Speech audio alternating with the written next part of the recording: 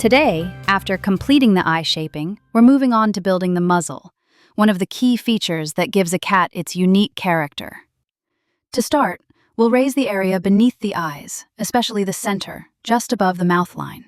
Even though we're working on a British Shorthair, a breed known for its round face and slightly flatter features, it's important to give this part enough volume. Later on, we'll be layering fur textures, so we need a solid base underneath to support those details.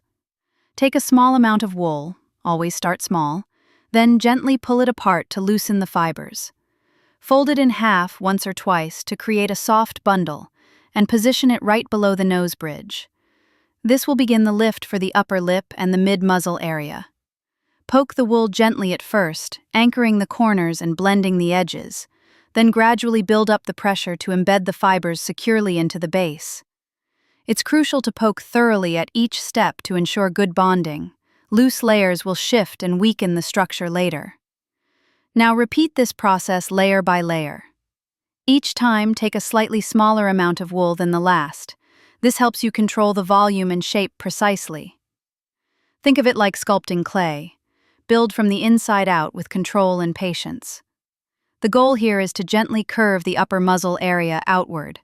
It shouldn't form a sharp bump. You're looking for a smooth, dome-like rise. Let's do this again. Add another layer of wool just below the previous one. Blend the edges softly outward so it transitions smoothly into the cheeks. This blending is what gives the final face a natural, lifelike look. As we add more volume, always look at your piece from the side and the top. From the side, the muzzle should protrude slightly forward, enough to feel dimensional but not exaggerated. From the front, it should remain symmetrical. If one side looks uneven, don't hesitate to add a touch more wool on the other side to balance it. Here's another tip. When you poke the center of the muzzle, press inward just a bit more. This will help you define the subtle groove between the nose and mouth, a detail that adds realism and depth. Keep layering until the muzzle feels firm to the touch and looks slightly raised in profile.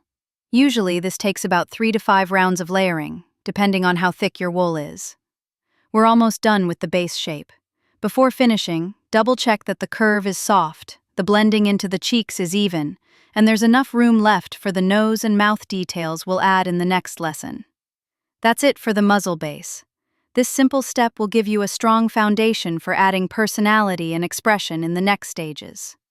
Let's take a final look at the profile and symmetry before we move on. See you in the next lesson.